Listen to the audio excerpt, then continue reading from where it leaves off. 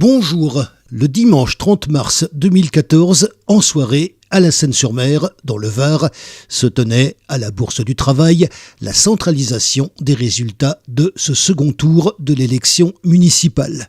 Voici à cette occasion et en fin de soirée l'annonce des résultats par Marc Villemot, maire de la Seine-sur-Mer, réélu après cette nouvelle élection. Merci à tous. Donc j'ai l'impression qu'il y a eu des fuites parce que je voulais vous annoncer les résultats et manifestement, il semble que ça a fuité. Je vais donc remplir mes obligations de président du bureau centralisateur en vous donnant les résultats sur l'ensemble de la commune. Nous étions 45 469 inscrits. Nous avons été, mais quand même, 29 415 votants. «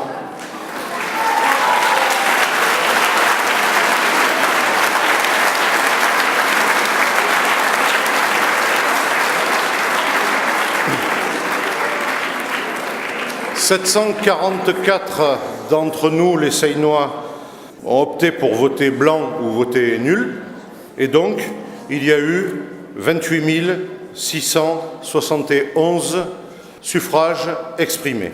Voici le nombre de voix obtenues par chacun des candidats. La liste unie Faisons gagner la Seine, menée par M. Philippe Vittel, a obtenu 8 444 voix, soit 29,45% des suffrages. La liste La Seine change en bleu marine a obtenu 8 716 voix, soit 30,40% des suffrages. Et la liste Pour la Seine, aujourd'hui, demain, ensemble, que j'ai eu l'honneur de conduire, a obtenu 11 511 voix,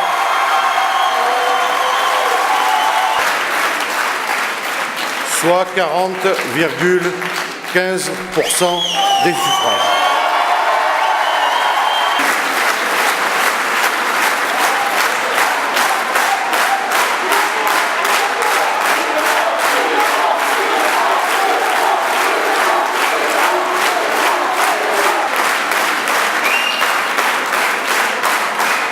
Amis Seinoises, amis Seinois, lorsque l'union existe, l'union est reconnue par nos concitoyens. L'union, elle a existé pendant les 6 années du mandat qui s'est terminé là maintenant.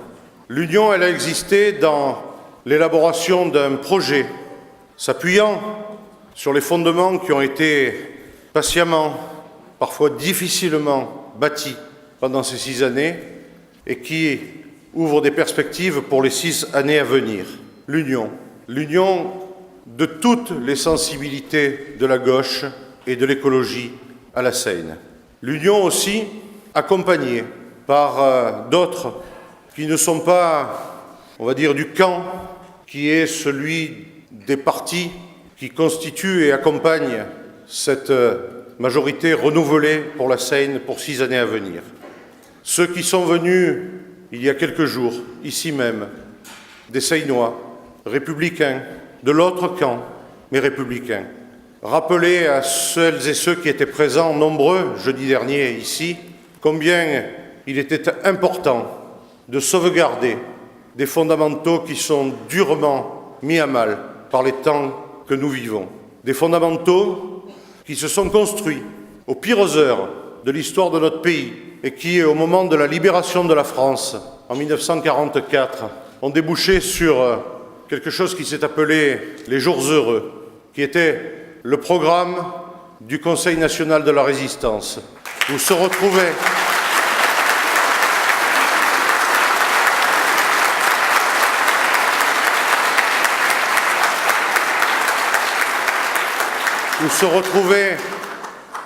à la fois autour d'objectifs de combat, car on n'en était pas encore au 8 mai 1945 et à l'armistice et la défaite de l'Allemagne nazie. Donc c'était des objectifs pour la poursuite du combat, mais c'était aussi des objectifs pour ce que devait être les temps à venir après cette libération. Il y avait là des partisans du général de Gaulle, il y avait là des radicaux, il y avait là des socialistes, il y avait là des communistes, il n'y avait pas des écologistes, ils n'étaient pas encore repérés, mais ils y étaient probablement aussi. Il y avait ces hommes et ces femmes qui pensaient qu'il était possible de s'entendre sur un substrat sur lequel on allait reconstruire cette France qui avait été terriblement, terriblement laminée par les épreuves pendant ces années de guerre. Et je crois que ce qui s'est passé à la Seine ces derniers temps, je ne sais pas les évaluer, c'est sûrement pas de la semaine dernière, c'est un mouvement de fond qui est engagé depuis quelque temps. Je crois que ce qui s'est passé à la Seine, c'est évidemment sans commune mesure, on ne vit pas les mêmes situations que celles qu'ont connues nos anciens dans ces moments-là, un même élan pour essayer, dans une période dure, très très dure, de crise mondiale, plus ou moins bien régulée par les pouvoirs européens et nationaux, qui fait que notre peuple est en souffrance. Notre peuple, ce ne sont pas simplement les plus humbles d'entre les nôtres, ce sont tous ceux qui, aujourd'hui, subissent l'impact de la dérégulation, ceux qui subissent l'impact de notre difficulté à percevoir qu'on ne peut pas, sans agir, essayer d'aller à l'encontre de ce que, naturellement, si on le laisse faire, le capitalisme financier est en train de générer, pas à la Rouve, pas aux Plaines, pas à Barban, mais sur l'ensemble de la planète. Alors, le vote qui a été émis aujourd'hui, il dit que peut-être il y a un petit village, un petit gros village d'irréductibles provençaux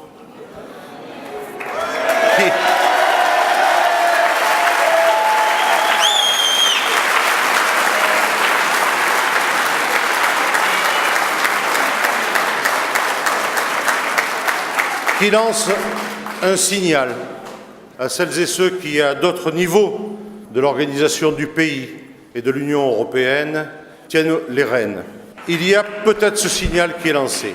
Quand je dis peut-être, je devrais dire presque sûrement, parce qu'il y a aussi 30%, 3 sur 10 de nos concitoyens qui ont, dans ce deuxième tour, émis un vote de détresse, un vote d'inquiétude, un vote d'alerte. On a tendance à dire, au premier tour, on vote un peu comme on veut, on manifeste qu'on n'est pas content de ce qui se passe, etc. Et au deuxième, on trie et on assure quelque chose. Non, le vote du Front National à la Seine, le Front National a encore progressé entre le premier et le deuxième tour. Et cette réalité-là, rapportée à celle que j'évoquais à l'instant, me semble devoir attester qu'il y a vraiment du souci à se faire. Les Seinois ont aussi voté, je crois, pour la première fois depuis très longtemps, depuis 1989. Ont voté pour la première fois pour demander à une équipe animée par un des siens d'essayer de jouer sur la durée pour essayer de conforter sur des rails difficilement posés sur le ballast, de conforter un travail qui a été mis en œuvre. Nous avons besoin de stabilité, un peu, surtout pas au détriment de la démocratie, elle vient de s'exercer la démocratie. Nous avons besoin de stabilité et de durabilité pour essayer d'avancer vers ce qui devrait permettre à cette ville qui, il y a 30 ans de ça, a subi le pire des désastres avec la disparition de ce qui en assurait la clé de voûte, son activité économique industrielle. Cette ville a besoin encore d'un peu de temps pour essayer de conforter sur ses rails ce qui peut être mis en œuvre pour que chacune et chacun de nos 63 000 concitoyens puissent continuer à avancer en étant des hommes et des femmes debout, le plus égaux possible, accompagnés par le service public qui a été tellement décrié pendant cette campagne. Ce service public qui,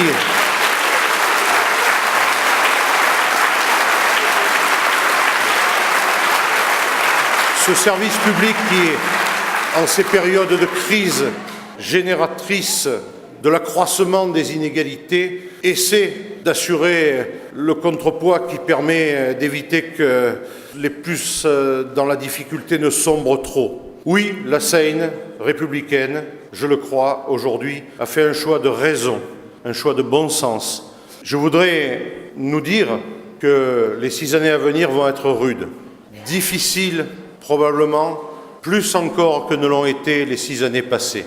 Les moyens financiers de la commune vont subir en 2014, en 2015, les baisses des dotations globales de fonctionnement de l'État et d'autres incidentes. Les Seinoises et les Seinois, les 37 000 foyers fiscaux de la Seine, qui sont déjà durement éprouvés par leurs contributions, par les taxes d'habitation et les taxes foncières. On n'a pas le droit aujourd'hui de leur demander de faire un effort supplémentaire. Alors moins de ressources de l'État, impossibilité, volonté, non seulement de ne pas augmenter, mais également de réduire l'effort qui est demandé aux foyers fiscaux, sans toucher aux services publics, sans augmenter la tarification. Ça va être, pour 6 années à venir, pour l'équipe qui a été élue aujourd'hui, un exercice d'équilibriste, mais dont je sais qu'elle est consciente, comme vous l'êtes, comme l'ont été les Seinois, en émettant ce vote. On ne leur a jamais menti. Ils savent ce qu'on a fait. Ils savent ce qu'on veut faire. Les choses sont claires. On a parlé de la Seine. On a parlé de la Seine. Des Seinois ont parlé de la Seine à des Seinois. Et les Seinois qui ont voté la Seine. Et dans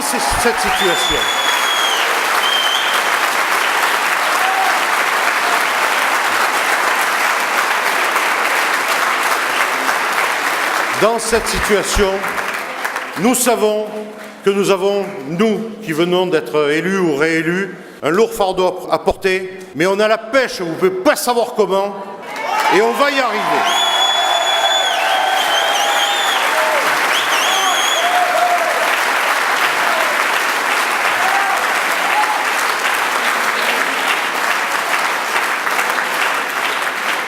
On va y arriver comme on l'a expérimenté pendant ces 6 années, dans une démarche de démocratie participative, démocratie locale, je ne sais pas comment on peut l'appeler, ainsi que nous l'avons fait en prenant le temps avec nos concitoyens, dans tous les quartiers, dans des comités, dans les conseils de quartier, dans des comités d'usagers des services publics, etc., tranquillement, paisiblement, en étant pugnaces quand il faudra l'être, en direction des institutions, si elles ne veulent pas nous aider, comme parfois ça nous est arrivé pendant les 6 années passées, on continuera ensemble à essayer d'avancer pour que nous tendions, nous les Seinois, vers ces fameux jours heureux, les nôtres. Alors,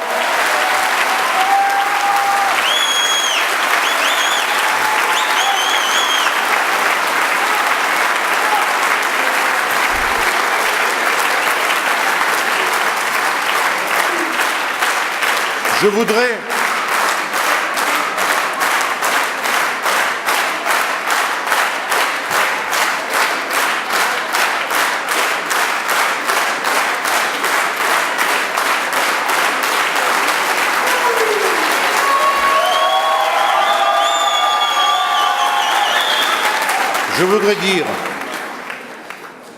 dire que je parle à l'ensemble des Seinois, même si les 63 000, pas tous ici. Je voudrais dire que je parle, bien entendu, aux 40% de Seinois qui nous ont accordé leur confiance, mais que je parle aussi aux 60 autres % de Seinois qui ont opté pour voter pour la droite ou pour l'extrême droite. Je voudrais dire que, ainsi que nous l'avons fait, que nous avons essayé de le faire pendant ces 6 années, ça sera bien en direction de tout le monde que nous continuerons à travailler.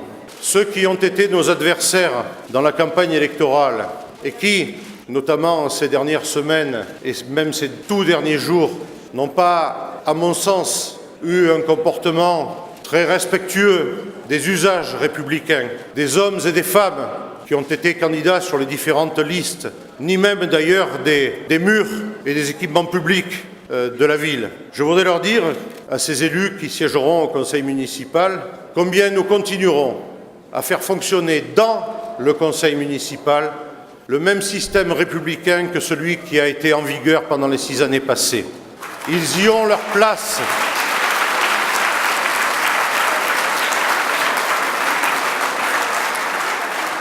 Ils pourront, si nécessaire, apprendre, car on peut se demander, au vu de ce qu'on a vu ces derniers jours, s'ils l'ont vraiment antérieurement appris, ils pourront apprendre l'exercice de la confrontation d'idées, projet contre projet, analyse contre analyse, proposition contre proposition, et je m'évertuerai à laisser encore et toujours, même si ça a fait sourire pendant le mandat précédent, quand on disait à la Seine, les conseils municipaux, ils durent des heures et des heures et des heures, je m'évertuerai à créer les conditions pour que tous les conseillers municipaux de la majorité et de l'une ou l'autre des minorités puissent prendre leur place dans la réflexion commune, collective. C'est ainsi que nous pourrons lutter contre les façons de faire obscurantistes qui guident certains. De toute façon, je le pense, certains d'entre ceux qui les ont exercés dans ces derniers moments de la campagne ne viendront pas siéger, ils retourneront là où ils habitent. Alors,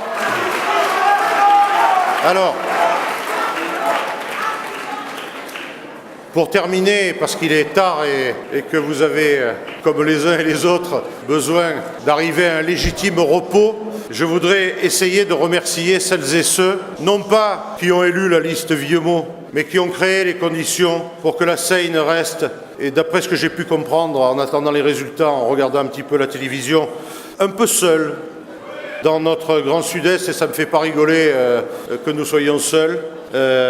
Je voudrais essayer de remercier ceux qui sont les artisans pour la Seine de ce qui s'est joué aujourd'hui de 8h à 19h dans les bureaux de vote.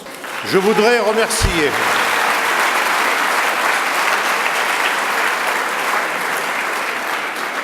remercier d'abord les élus de l'équipe sortante et en particulier, d'une part, ceux de la majorité sortante qui ne sont plus aujourd'hui un nombre important d'entre eux dans la nouvelle majorité qui va être installée d'ici la fin de la semaine, pour le travail qu'ils ont accompli et qui a créé les conditions pour qu'aujourd'hui, l'équipe qui leur succède s'appuie sur le socle dont je parlais au début de mon propos. Merci vraiment à eux.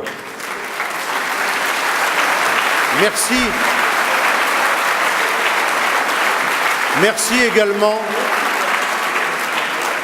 également aux élus de la minorité du conseil municipal sortant, qui n'ont pas été très récompensés de leur implication de démocrates républicains.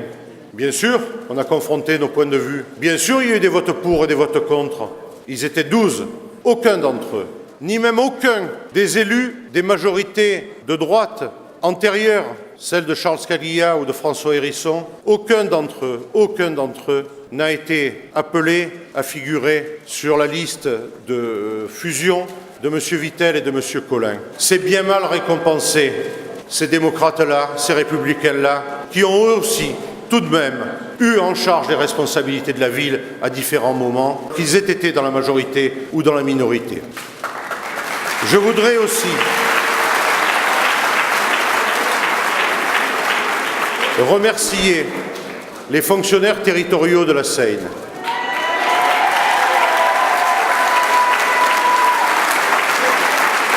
Eux qui ont été explicitement, c'est écrit dans des documents de campagne, qualifiés d'absentéistes, de trop nombreux, traduisez, ça c'était pas écrit, de fainéants. Ce sont eux qui ont mis en œuvre pendant 6 ans ces fameux fondamentaux que les élus leur ont demandé de mettre en œuvre. Et c'est sur eux que la nouvelle majorité municipale compte pour que nous puissions continuer à avancer pour la Seine et pour les Seinois. Je veux aussi les remercier, ils sont là-haut pour partie d'entre eux, pour la parfaite organisation de ces 2 dimanches de vote, qui ne sont pas tout à fait terminés. Je sais, il faut que je signe le procès-verbal définitif, parce que ça, c'est un exercice de la démocratie, et donc merci de l'avoir fait. Je veux remercier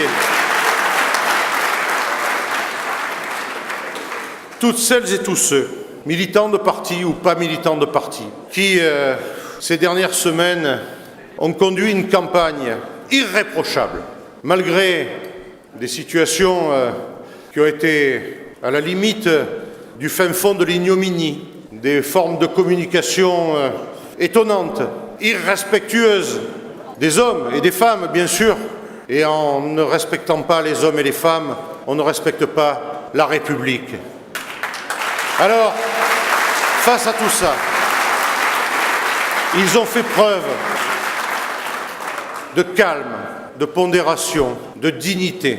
Ils ont sans cesse essayé de rétablir des vérités, apporter des éléments d'information sur telle réalité, essayer d'apporter des éléments d'explication sur tel élément du projet. Ils n'ont pas répondu à de la provocation, y compris de la provocation, on va dire, de rue. Merci à eux de l'avoir fait. Ils ont, on peut le dire, mouillé la chemise. C'est peut-être pour ça d'ailleurs que parfois ils n'avaient pas de chemise.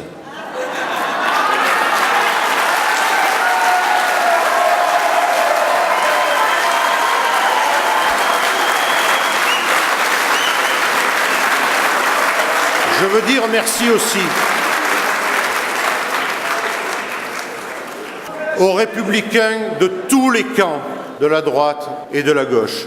Et je pense à ceux qui, bien que ne partageant pas nos orientations, celles de la majorité municipale, plutôt quand même de gauche et écologistes, ont face à des situations complexes, dirons-nous, où on ne parlait pas de la Seine, des situations générées, je le disais tout à l'heure, par des Passeinois parlant à des Seinois, mais pas de la Seine. Ou ne respectant pas un certain nombre de valeurs et de codes et d'usages, ces gens-là, qui ne sont pas de notre bord, et dont certains sont parmi nous ce soir, j'en aperçois quelques-uns, sont venus rappeler, une bonne fois pour toutes, je l'espère, qu'il y a des choses sur lesquelles il ne faut pas jouer. Alors oui, je ne vais pas aller plus loin. Oui, la Seine, aujourd'hui, poursuit sa voie. Elle est peut-être un peu singulière parmi d'autres. Elle continuera à prendre sa place pour ces hommes et ces femmes de tous ces quartiers. Quand je parle de tous les quartiers, je voudrais dire aussi un grand merci à ces jeunes gens, jeunes adultes notamment, mais pas que des jeunes, qui ont fait un travail d'arrache-pied, pour que dans les quartiers de la ville où on ne mesure pas tout le temps combien il est important de s'emparer du bulletin de vote pour aller dire ce qu'on souhaite, on fait un travail d'éducation populaire énorme.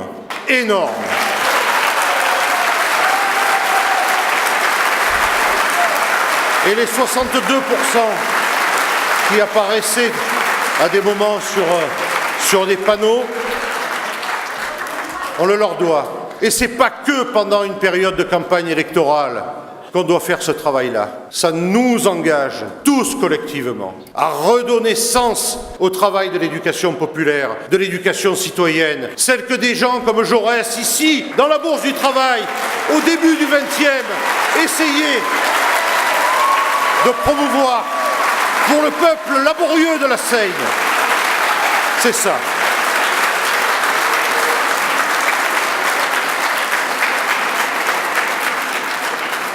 Ça nous engage. Ça engage les institutions publiques, celles de l'État, à poser un regard sur ce qui s'est passé aujourd'hui dans ce petit bout de République. Dès demain, on travaille pour les autres échéances. Pas pour gagner des élections, mais pour créer les conditions pour que les hommes et les femmes de la Seine et leurs enfants et leurs petits-enfants puissent véritablement, c'est pas un slogan, mais tant pis ça en devient un, connaître nos jours heureux.